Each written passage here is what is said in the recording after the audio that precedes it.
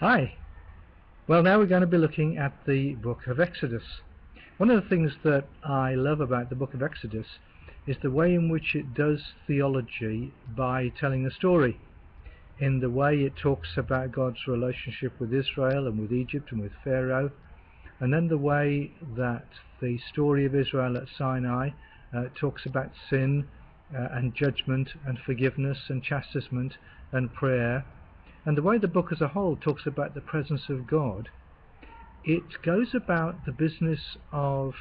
describing, analysing, helping us to understand God and God's way with us in a distinctive fashion. It doesn't work like a systematic theology, but it works by telling its story. And one of the advantages of that is that it's able to deal with really quite complex theological questions to which it's difficult to give a kind of straight answer, a systematic, analytic answer, but where you gain a stack of illumination from looking at the way in which the story unfolds. And I think that's true about the way it talks about the presence of God, and the way it talks about the hardening of Pharaoh's heart, and the way it talks about the way that God relates to Israel in connection with the sin at Sinai,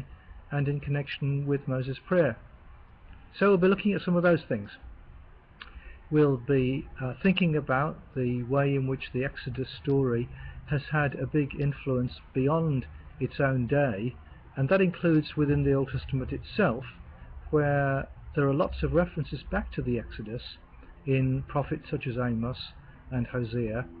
and Isaiah and in the Psalms. And that actually, for me, is one of the key considerations with regard to the question of whether the Exodus happened, about which there's quite a lot of controversy and disagreement, and there are people who don't think there was such a thing as the Exodus.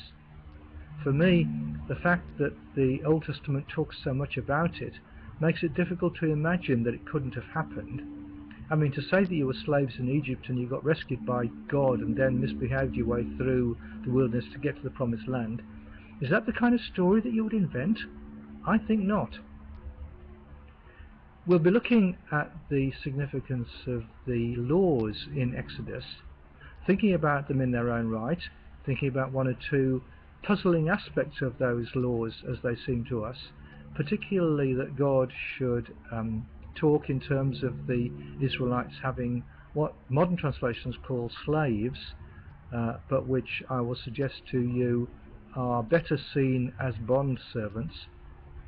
We'll be looking at the general question of why there are laws anyway, what are the various significances of laws in Exodus and in the Old Testament, and we'll be looking at the similarities and the differences between the laws in Exodus and the laws of Hammurabi, the Mesopotamian leader whose law code was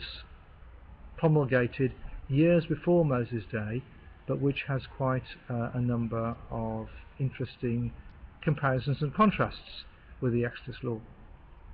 And we'll be looking at some questions about worship as well as about prayer, and how the worship life of Israel worked. So again, I'm looking forward to working at that with you.